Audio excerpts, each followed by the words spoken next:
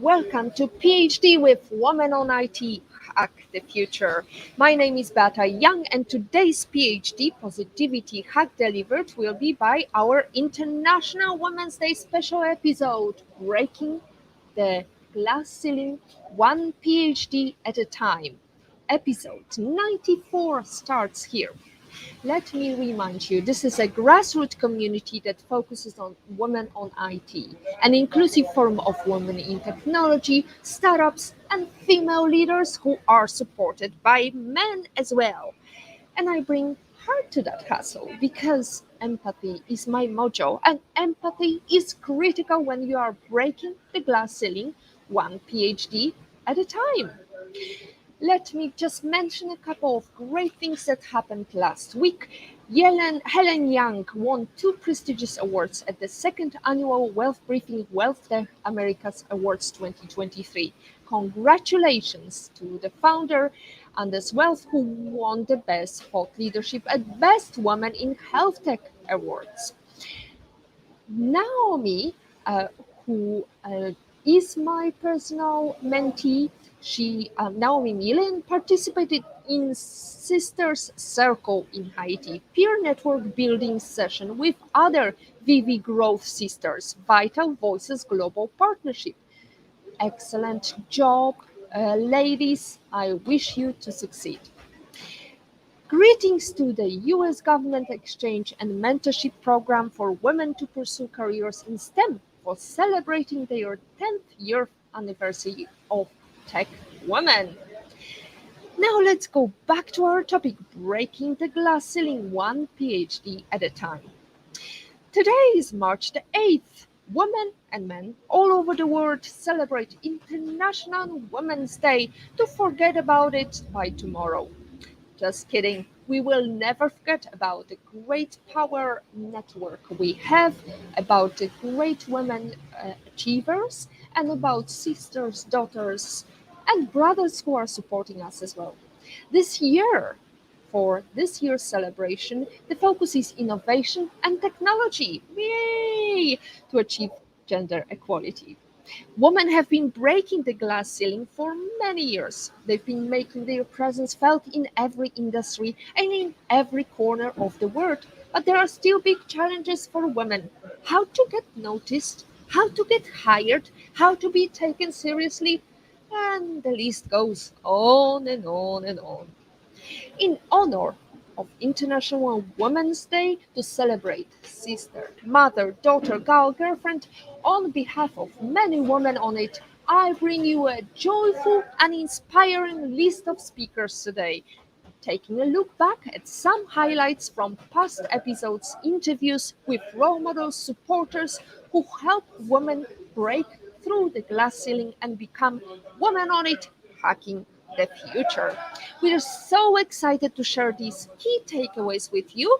Thank you to my team of great power women, Natalie, Marianne, Racy, Jamil, Janella, Rashley, Patrick, and Fern, and we hope to inspire you to share your own experiences as well.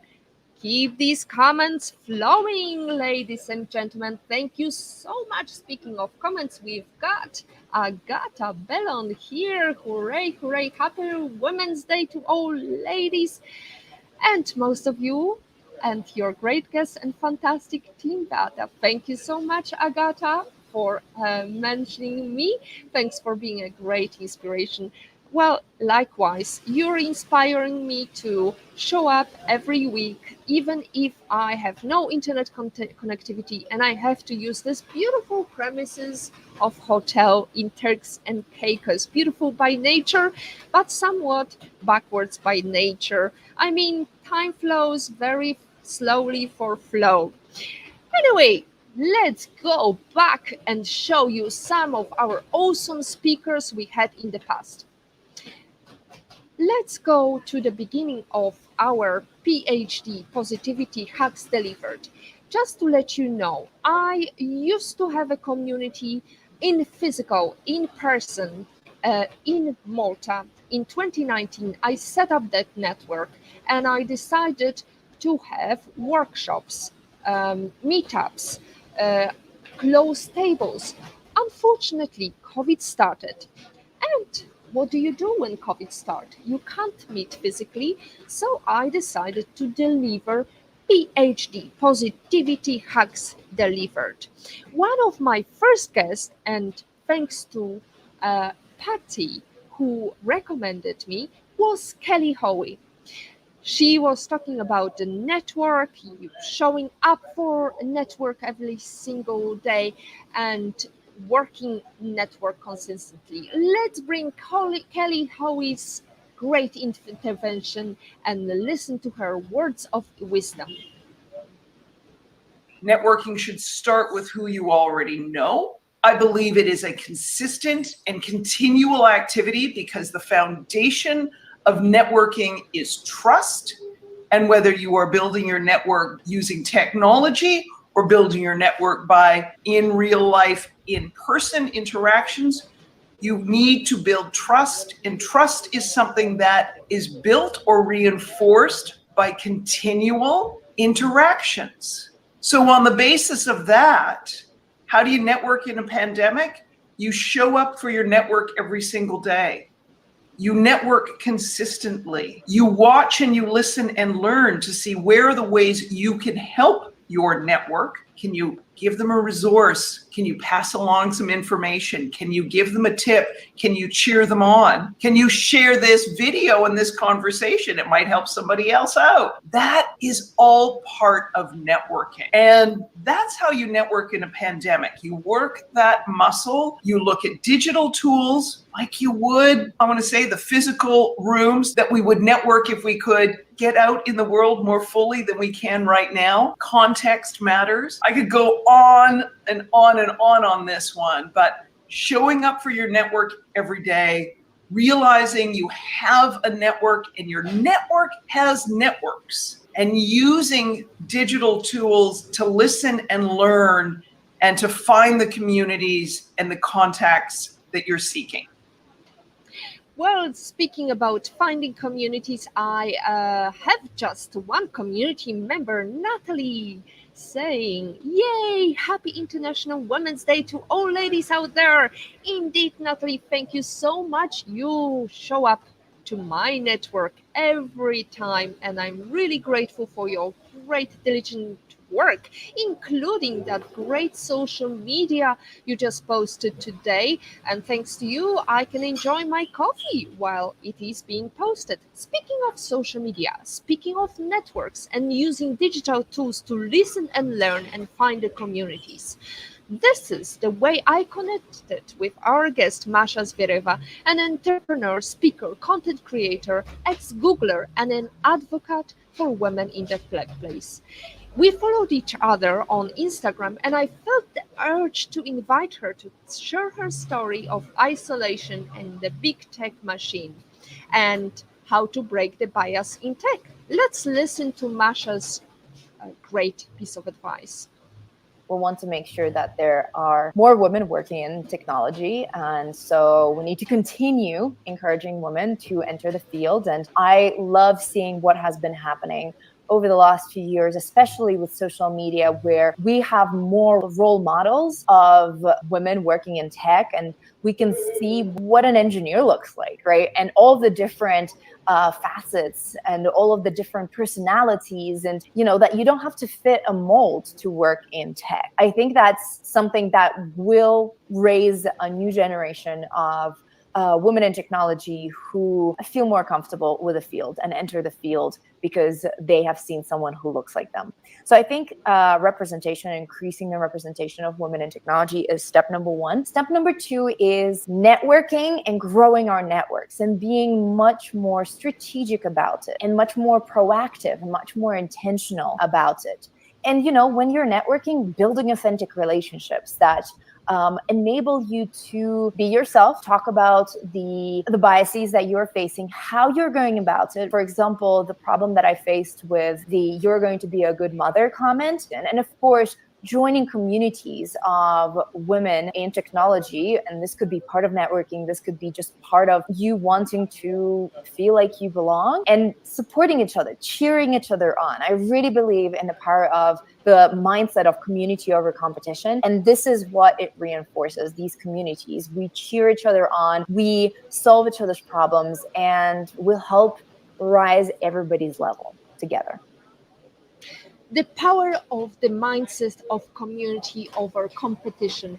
I would even like to bring to your attention this term called co-opetition, which is really bringing together the same efforts together, which break creates great power network, just like we had with some women in Malta when they invited me to speak during their event, and we brought ladies together because after all it doesn't matter who belongs to where, what we are doing in lines in the same goes in the same line together. Now, when we are talking about the power of community, we have to also talk about the tech industry's gender pay gap. At the moment, it's about 16% higher than the national average, and I mean, it's in the US only. I guess somewhere like in Poland, for example, it's even higher. So the tech industry gender pay gap is still a real problem, especially given the recent fires at big tech companies, which we know usually is the ladies who are fired because they have to look after their household. They are more problematic. They may not be quite flexible with working conditions. Anyway, there are so many obstacles for us.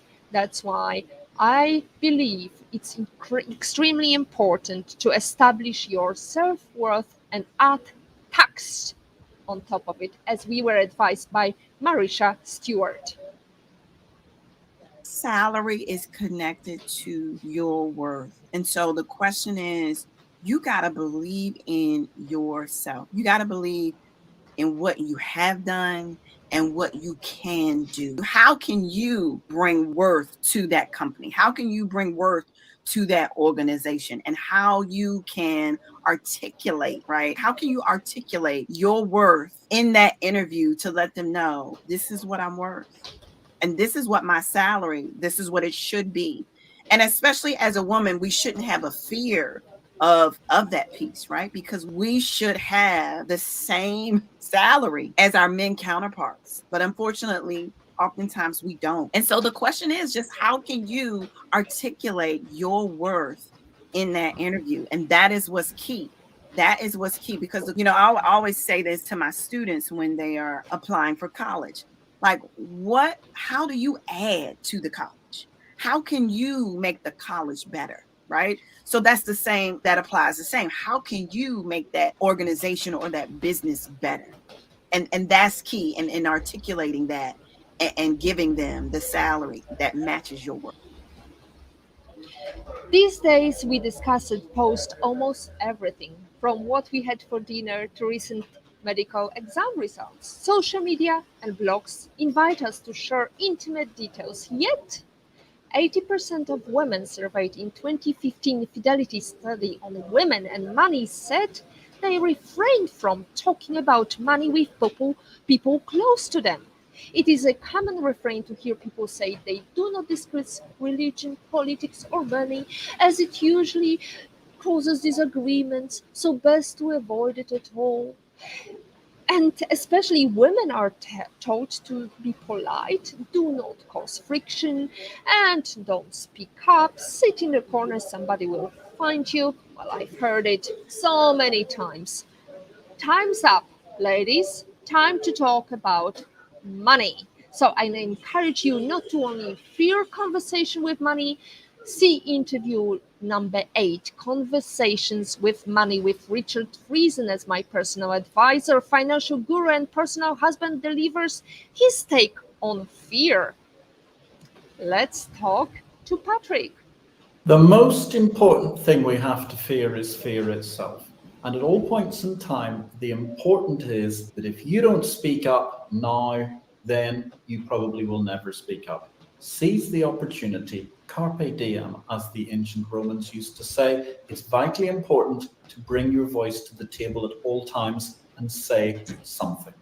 My advice is don't underestimate yourself. That's the biggest thing that I see so very often with a lot of young people and our female students in particular. So and when we've done actual measurements on this, that does seem to be the case. So we need more women in technology, for example, and we see girls moving away from it into other fields, even if they have higher grades than their male colleagues, male peers. And I think that's a difficulty that we need to address, and that women need to basically stand up, believe in what they're doing, and like Patrick says, not just speak up, but also act and do what they're interested in, and not be afraid that this may not be the easiest topic for them, but they can definitely do it just like their male colleagues. Well, speak of the devil, here is Patrick's comment to us. Great International Women's Day for Power Ladies. Thanks for a super special PhD for Women's Day. Thank you so much, Patrick. And we have Naomi in the background. Thank you, Naomi, for watching us. And thank you for thanking us. It's really a pleasure to see you going from strength to strength and supporting other women. Right. As our guest, previous guest, Gunnar said, women can definitely do things just like their male colleagues. Well, I would say sometimes even better. However, we do not spend enough time recognizing that our achievements are so great. We are not boasting about it. We habitually undervalue our achievement. So when a woman says she did something a bit good, you can probably multiply that by 3. What if all that stood between you and that promotion was a little bit of speaking up? What if you had a chance to get that salary increase by talking about your achievements, no matter how small? How about that? How about calling yourself an expert? And speaking of experts, who best to deliver expert advice than Carrie de Phillips?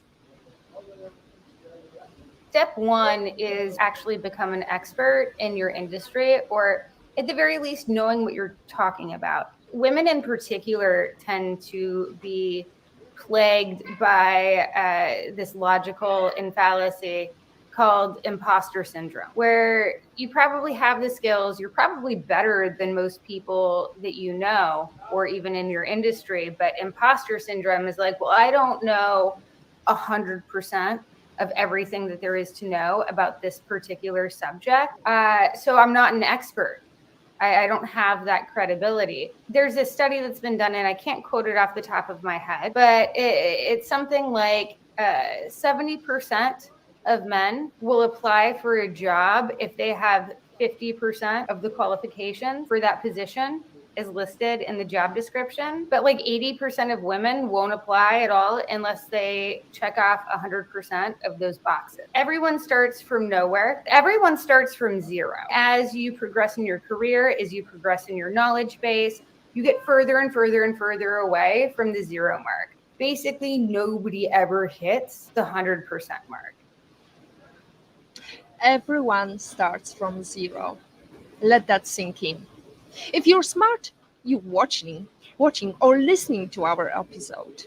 If you're even smarter, you can learn, take notes from today's episode and act on it. Here is Tara Hernandez, who aspired to be a history professor.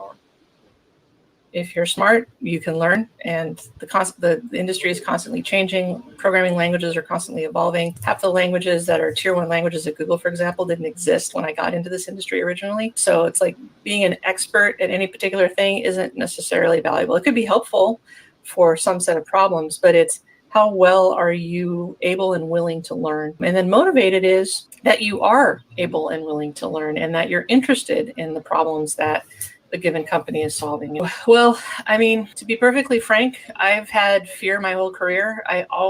You've heard the term imposter syndrome. I've always had it since I was in school. I was not meant to be a computer science major or get into high tech. I planned to be a history professor. That was what I wanted to do. And so since I didn't do that, and I'm in this role, at some point people are going to figure out I don't actually know what I'm talking about. That's kind of, my lizard brain feeding me that constant negativity. And so my fear on an ongoing basis is that while some days that voice is quieter and some days it's louder, my fear is that it never goes away. I hope that someday I can figure out how to get rid of it, because I know objectively it's not true, but it is a challenge. And on the other hand, having that experience, I think, has helped me be very empathetic to the people who work for me, or the people that I work with in my company, because we all have the things that cause us to feel nervous, to feel afraid, to judge ourselves as somehow lacking. And the reality is we're all amazing, and we all have different strengths that bring to bear everybody. And so helping people understand how to get past that is probably the greatest success I ever feel in my role. And I've been very blessed to work with some amazing people who have, I watch them go through that process and overcome it, at least as much as I do, which is, well, we succeeded even though we still don't feel like maybe we deserve it, but we're succeeding anyway. It's probably the biggest victory one can imagine under those circumstances. And in these times when things are really hard, those lizard brain messages are probably that much louder. So being able to do stuff like this and remind people that they're not alone and that we can all do this and we're smart and we're motivated, and just keep that message on point is probably the biggest thing that we can do for each other. You're not alone, and we can all do this, and we are smart. Tara, actually, I met her physically by being in a tech conference, Women in Tech special invitation in Montreal in 2017. And one of the things that really sank me when Tara spoke on the event was, you have people interviewing and asking you for this very elaborate explanation of complex problems, and they are testing you and showing your areas of knowledge that are lacking. And really, what they are showing is they are proving that they are jerks. Because really, if they wanted somebody to work for them, they would make sure that they are at their best. And exactly that's how you can look at problems. That's how you can take that one no you heard from somebody during job interview, one no you heard from investor. Because really, at the end of the day, you can get up next morning and still smell the coffee and enjoy technology and do networking and find another opportunity round the corner. So you're not alone. You're smart. You're motivated. Just like our next guest. In fact, the very first guest, Fran Moisa, who could not join our live today, however, left us a message, an extra word. I am sorry I could not join today, and I will forever be grateful to Beata and the team for the wonderful work they do. It has been an absolute pleasure being part of PhD, and if I could leave all the wonderful career women with a piece of advice, it would be your own superhero. Remember, that's a word from me. Perfect word. It's called not perfection. It's called progress. Progress over perfection. Let's listen to Fran's take on that. I think leaders, whether men or women, have it very hard because somehow we created this culture and we look up to people, we put them on a pedestal. We expect them to be this, that, and the other. We see influencers, thought leaders, whoever came up with that term. Then when we are in the real world, in business, and we have our manager or leader, and they are human, and they're not this image that we've built up in our minds, that they have to be like this, like that, and the other. We put them down. Yeah. Yes. We start to dig for stuff because it's not based on our expectations, and it doesn't help anyone. And in addition to this, we are all leaders in our own way. Leadership is not given by your title. Leadership is given by the qualities you display. So are you a secretary? in a company, most people think, oh, yeah, she's not a leader. Well, she actually is in her own field, in her own role. Leaders make mistakes. Get that through your head. We all make mistakes. It's important, though, that we learn from them and wherever possible, try and again use our empathy rather than sympathy and try and be better than what we were yesterday. But stop putting people on a pedestal and expecting them to be perfection, because no one is. Exactly. Speaking of perfection, did you notice how I was interrupting our guest with yes, yes, yes, yes? Well, that's a progress. At least now I know that during the interview I just have to keep quiet and nod my head.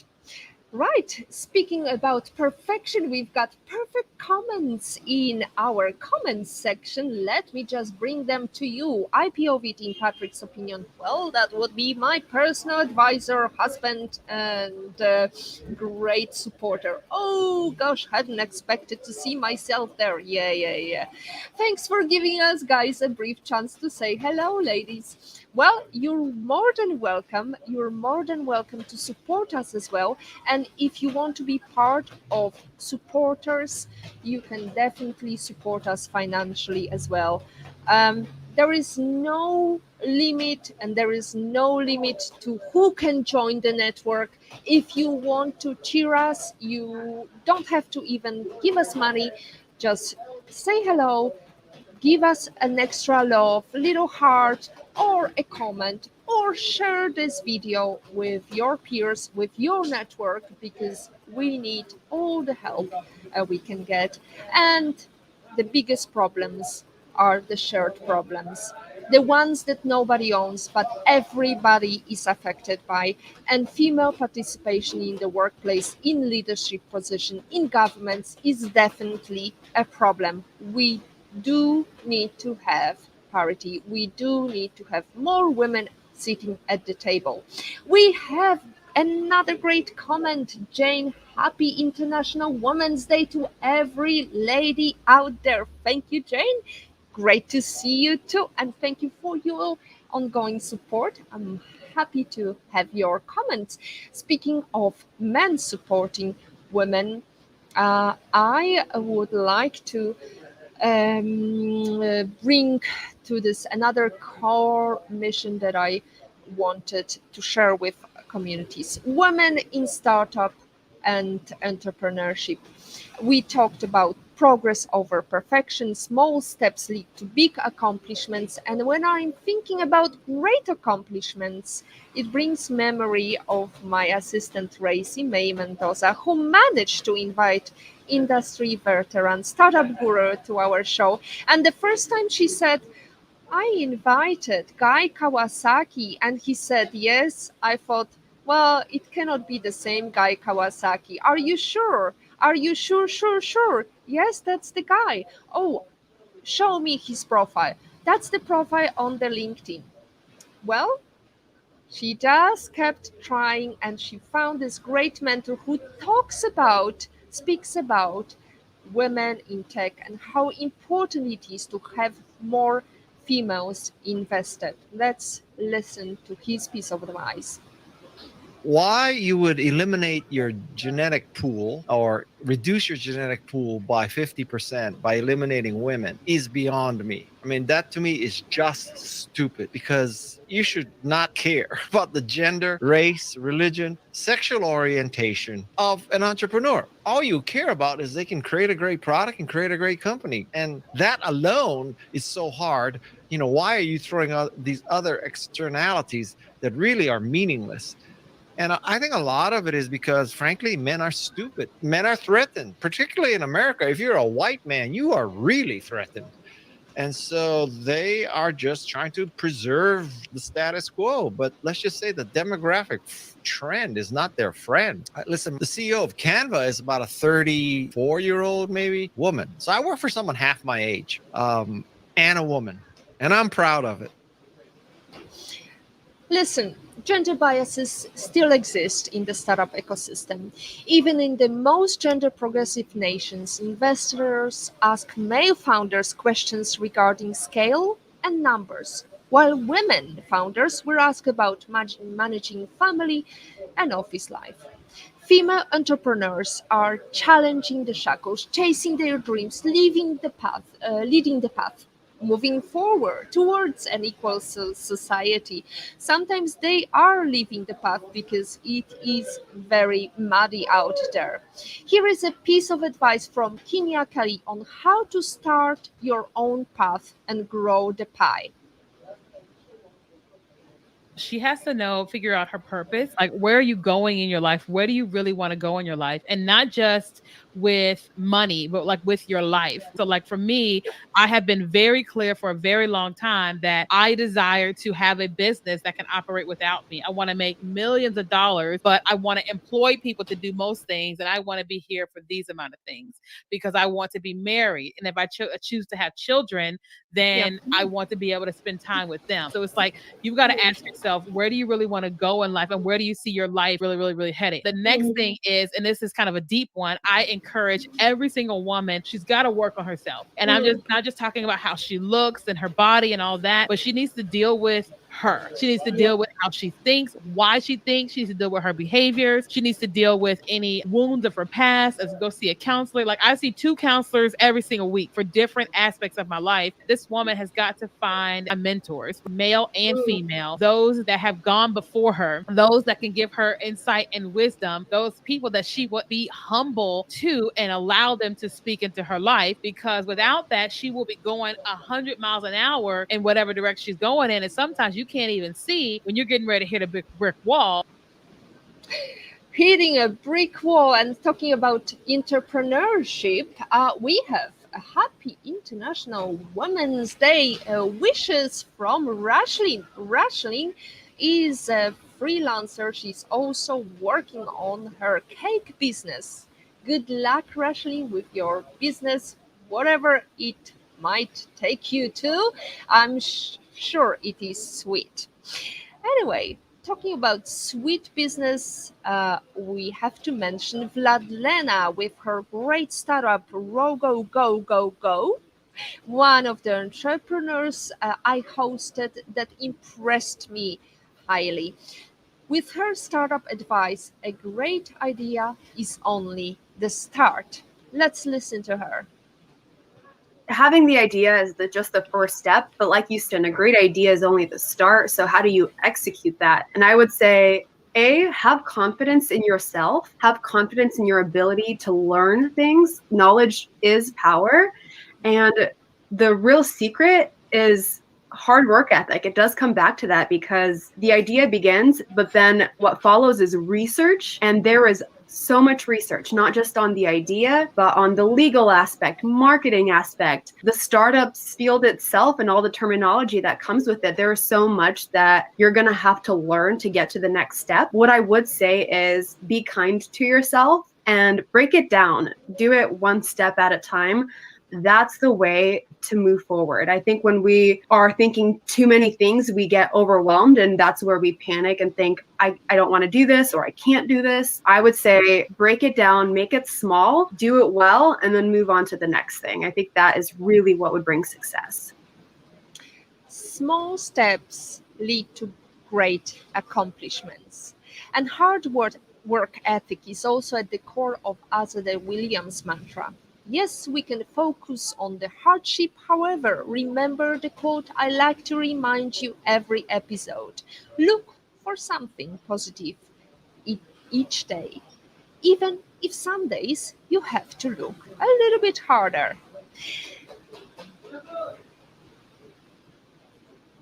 Let's look at Azadeh's advice.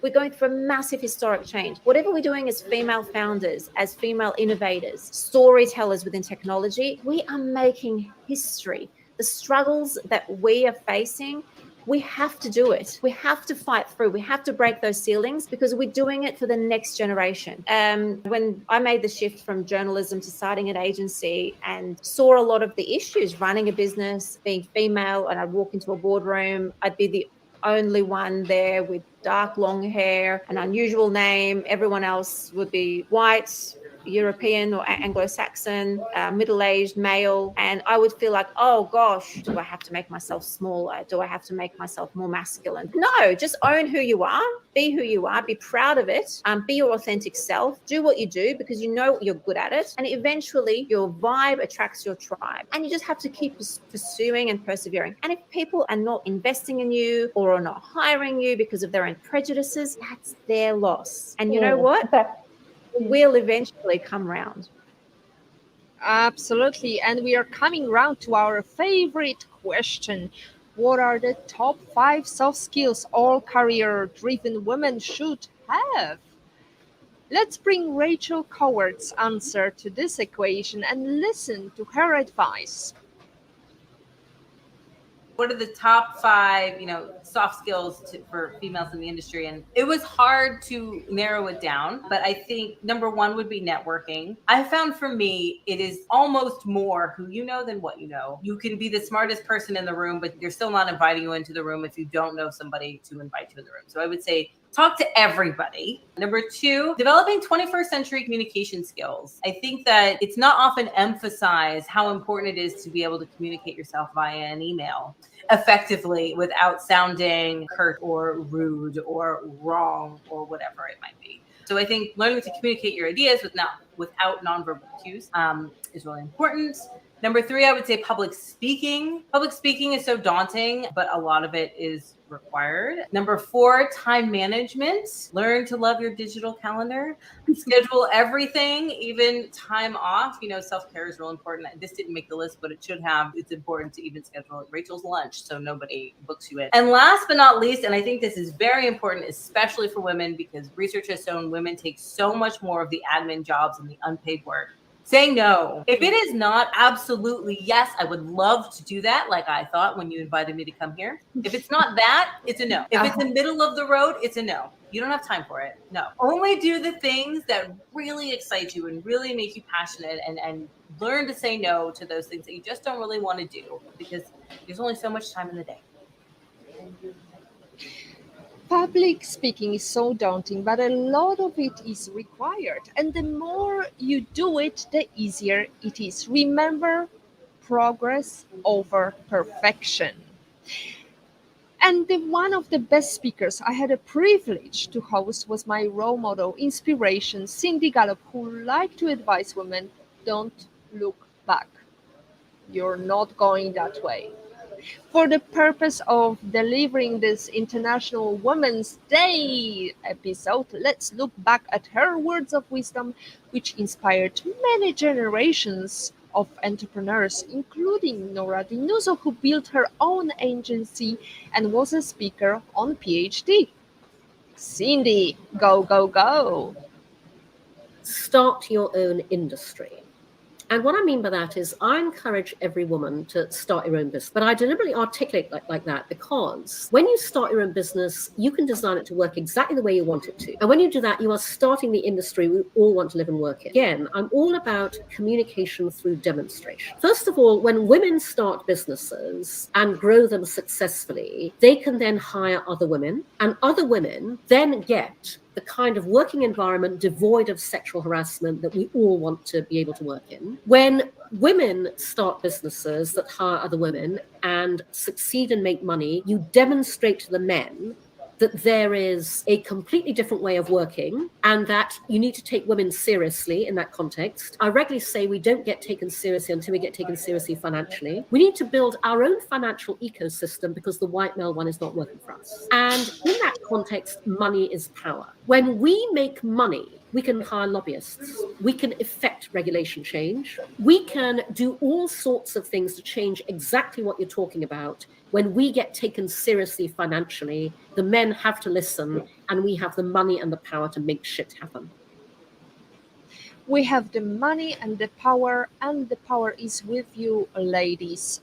Today, tomorrow, in Women's History Month, in Women's History Year, just make it your time now. Women challenge the status quo because we are never it, as Cindy Gallop repeats. And another great quotation from Cindy: The mantra of activists is, if nobody speaks up, nothing changes. Today is your day to take the future in your hand. And speaking of future, we are going to join with another great speaker. Let me bring this to your attention. Join us Wednesday, 6 p.m. CET, 12 p.m. EST, and we are going to speak with Helen Panzarino, who is an advocate for women in technology, fintech, entrepreneurship. She's been Rainmaking Loft managing director. She's been with startups all over the world, and she is definitely changing the future for all of us. So if you have your questions, get them ready for next week.